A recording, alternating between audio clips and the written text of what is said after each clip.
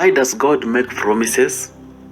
To be perfectly honest, receiving a promise from God is not always as glamorous as it would seem. Sometimes being chosen or singled out for greatness ushers in more pain and struggle than if no promise was made at all. Remember Joseph, he was promised something that his other brothers were not promised. But did his life become smooth from then on? No.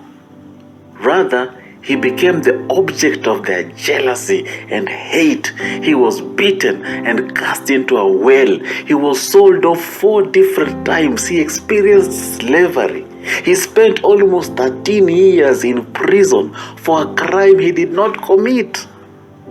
None of his 11 brothers ever experienced slavery except the one who was chosen, the one with a promise shining over his head, Joseph. So why the need to make promises at all? Hello and welcome to the 4th episode of Bible Study Tuesday with me, Paul Kebre.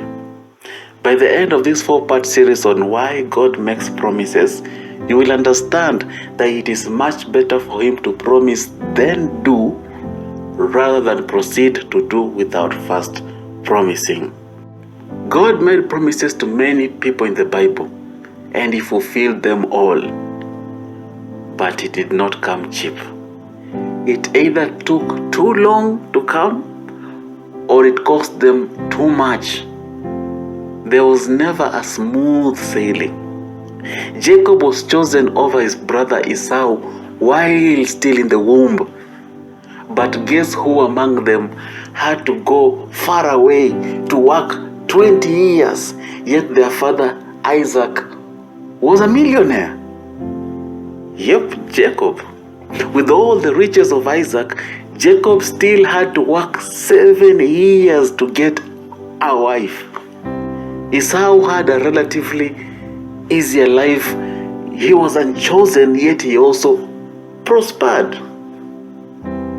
Another one, Abraham. Abraham had 25 years of waiting before he received the promised son. Moses was 40 years in the wilderness, living under another man's authority till he was 80. Can you imagine being an 80-year-old man living in your father-in-law's house? The children of Israel, yes, they arrived at the promised land. They did. But that was after 40 years of wandering in the desert. The promises were kept. God kept his promises. But at what cost? Life as we know it is hard enough as it is. You and I live in a world of both light and darkness, good and bad, rain and drought, life and death. Nature itself gives us a banana to eat, but the banana is covered in an inedible peeling. The beautiful rose comes with a thorn. Meat comes with bones. You have to pick out the meat and remove the bones. But not heaven. Heaven is all good. There's nothing wrong in heaven. But the earth always has bad stuff tucked inside the good stuff. Married people know what I'm talking about. You wake up in the morning and you literally have no idea what the day has in store for you. The morning is beautiful, it is good, but the end is uncertain. But what if God tells you how the end will be? How much easier will it be to go through a storm knowing beforehand that it cannot kill you because God has promised you the other side? There is nothing better than peace of mind. When God makes you a promise, even if it takes long to happen, he has just given you hope in the middle, in a world of uncertainty. You can sleep through the storm. You know that the storm cannot kill you. You may not be able to avoid the wilderness, but you can dance through it. No attack of the enemy can discourage you. Joseph could sit in that prison cell, crushed in his body, but nothing could crush his spirit. He knew what he had dreamt. The promise sustained him through the prison. The good thing is that God's promises in his word are up for grabs. Man does not live by bread alone, but by every word that proceeds from the mouth of God. That means that you have a right to claim for yourself any promise God has ever made in his word, so long as you believe in it with all your heart. The God of the Bible delights in making and keeping promises because he knows what promises do to us.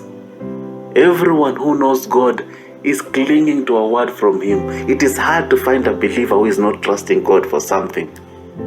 When God makes you promises, he has done you a great act of kindness because now you have something to hold on to. Promises set us free from worry. They give us peace of mind. They give us hope. People have passed through difficult times and prevailed because they had an unshakable anchor.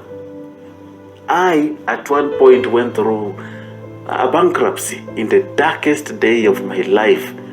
But I went through that with a smile on my face because God had promised me a year before that it was all going to happen and that he would take care of it. He didn't prevent the difficult day, but he gave me a word to carry me through it. We can't always avoid the bad times, but we can conquer them. Hard times don't crush people. It is hopelessness that does. Hope is a very powerful thing. How a human being can pass through fire with a smile on their face, leaning on nothing but a promise, is a testament to the sufficiency of God's word. Situations change, but God cannot change. The experiences of today are different from those of yesterday, but God stands forever faithful. So reminding yourself of God's word and holding on to it will prove to be of greater benefit than being a victim of circumstances. In Psalms chapter 89, God gave a powerful promise about his promises.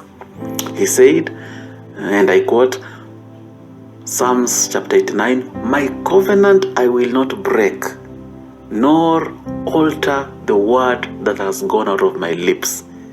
Psalms 89 verse 34 from the New King James Version. God is not a man that he should lie. He has no reason to lie. Therefore, his word, his promise for your future is a guarantee that the current situation is not the end of you. When you're walking around with a promise from God, you're walking around with an ironclad guarantee that nothing can destroy you before it is fulfilled. God's promise is greater than its fulfillment.